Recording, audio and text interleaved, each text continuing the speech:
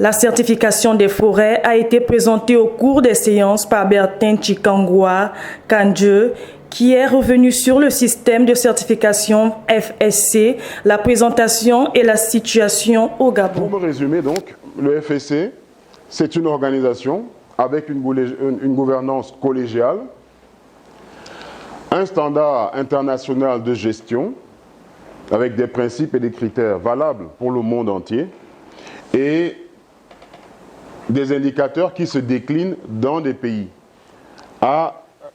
suivant un processus de négociation équilibré entre les parties prenantes. Parce que le groupe d'experts qui travaille sur la norme, à décliner la norme, est composé à l'image du FSC en 3 chambres pour s'assurer que les enjeux économiques, sociaux et environnementaux sont chaque fois pris en compte.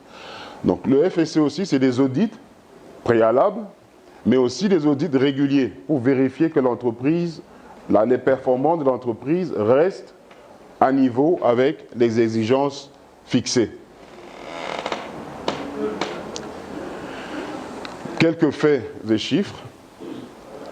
Aujourd'hui, on compte à peu près 200 millions d'hectares de forêt certifiés FSC dans le monde, donc plus de 2 millions au Gabon. On compte plus de 38 000 certificats de chaînes de contrôle à travers le monde, donc aujourd'hui 26 pour le Gabon. Plus de 80 000 produits enregistrés sur le marché, enregistrés FSC sur le marché. On compte également plus de 1600 certificats de chaîne de contrôle et FM, gestion forestière, chaîne de contrôle, doublé. Et dans un certain nombre de pays également, on compte des petits producteurs qui sont en mesure, qui ont obtenu des certificats FSC. Ce n'est pas encore le cas dans le bassin du Congo, mais ce sont des approches sur lesquelles nous allons travailler très prochainement. Et les certificats FSC sont émis dans plus de 125 pays au monde. Je vais maintenant dire un mot de la certification FSC au Gabon, du contexte, des opportunités, des contraintes. Évidemment, les opportunités et les contraintes, vous verrez, sont plus ou moins similaires à ce que tous les autres systèmes de certification peuvent rencontrer et certainement aussi des organisations de la société civile peuvent rencontrer. Ce sont des contraintes que certainement vous connaissez déjà ou des opportunités que vous connaissez. On peut avancer. Le contexte au Gabon, il y aura certainement la présentation de la direction des forêts, elle va venir certainement préciser ces chiffres que je mentionne ici, simplement à titre d'illustration. Le Gabon est un pays forestier avec plus de 23 millions d'hectares de forêts relativement bien préservées parce que la densité de population reste relativement faible, ce qui permet de préserver les forêts. 15,9 millions d'hectares sont classés en forêt de production. 12,5 millions d'hectares de ces forêts de production disposent d'un plan d'aménagement. Environ 2 millions d'hectares, comme je l'ai déjà indiqué, sont certifiés FSC et sont gérés par 3 entreprises européennes, donc CBG, Groupe Rougier Gabon, CEB, Precious Wood. Et on a aussi, la CEB détient également une double certification, c'est-à-dire une certification FSC et une certification PAFC, PEFC. PAFC. 26 certificats chaîne de contrôle sont détenus par 12 sociétés, 72 concessions forestières détenues par des sociétés d'origine asiatique pour la plupart, donc 74%, suivies des sociétés européennes, 16%, et gabonaises, 10%. Ce sont des chiffres qui datent de 2018, qui méritent d'être actualisés. Fait intéressant, en 2016, la production grumière officielle au niveau du Gabon comptait 41% de grumes certifiées FSC. Ici aussi, ce sont des chiffres qui méritent d'être actualisés pour voir si les choses ont évolué, dans quelle direction la situation a évolué. On peut avancer.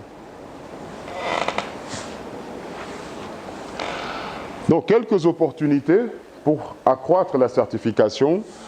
La volonté politique, comme on le sait tous, le Gabon s'est engagé à obtenir une certification de gestion durable pour l'ensemble de ses concessions forestières d'ici à 2022.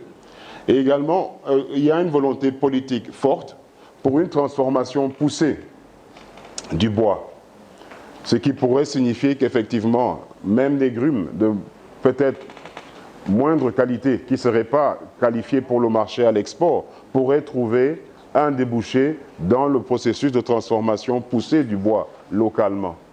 Si éventuellement il y a derrière un marché pour des produits transformés. Autre opportunité importante pour la certification, de manière générale, c'est la présence du projet de certification, du projet financé par la coopération allemande, sur le soutien, la promotion de la certification dans le bassin du Congo, qui a un dispositif de coaching des entreprises qui s'engagent vers la certification FSC. Au 30 juin 2019, il y avait au moins 6 entreprises qui avaient des contrats de coaching signés et 4 entreprises pour lesquelles des contrats étaient à l'étude. Pardon ? En total, c'est 17 maintenant. Voilà. Vous avez le chiffre actualisé de Françoise, qui est l'un des acteurs de ce projet. On note aussi la présence des ONG environnementales. Il ne faut pas l'oublier, le Gabon est un pays de biodiversité. Et on a les plus grandes ONG qui sont présentes et qui travaillent, qui apportent du soutien aux entreprises aussi dans la gestion de la faune, dans les concessions forestières. Et on vient d'en parler, il y a le processus de négociation des APV FLECT qui est relancé et on espère qu'il va contribuer à améliorer les conditions d'application de la loi dans le pays. Et on peut également signaler comme opportunité le contrat signé par le gouvernement du Gabon avec l'initiative pour la forêt en Afrique centrale, le CAFI, qui porte sur des paiements sur la base des résultats en termes de réduction des émissions dans le secteur forestier. En termes de contraintes, on peut signaler que pour la plupart des acteurs ou des opérateurs économiques qui ne sont pas familiers avec la certification, évidemment, ces opérateurs jugent des exigences très élevées. Vous conviendrez avec moi qu'il est difficile de passer d'une situation où on gère sans certification de légalité tout au moins, vers une situation où on gère la forêt suivant des principes universels très élevés en matière de gestion durable. On note aussi une connaissance insuffisante et une participation insuffisante.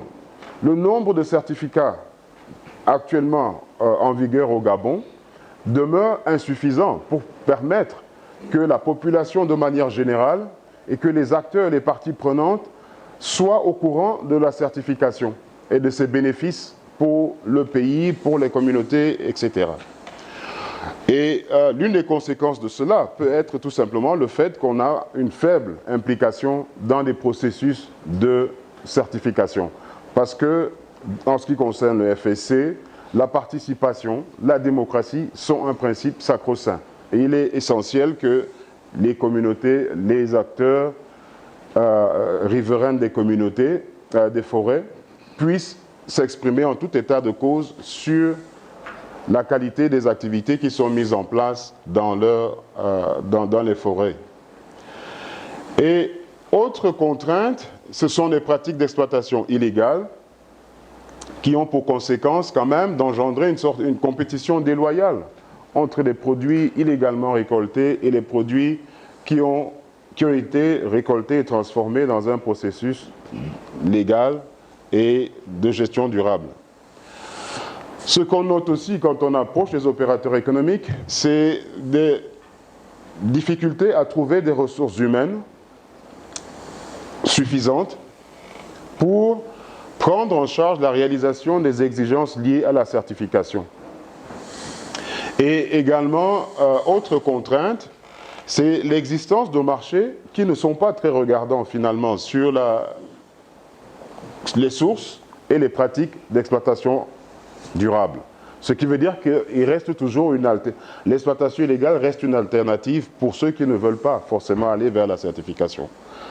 Et ce qu'on note aussi, c'est une mauvaise réputation des bois tropicaux en Europe et en Amérique du Nord, qui découle du sentiment qu'il y a effectivement beaucoup trop d'activités illégales, même si parfois les choses peuvent être exagérées.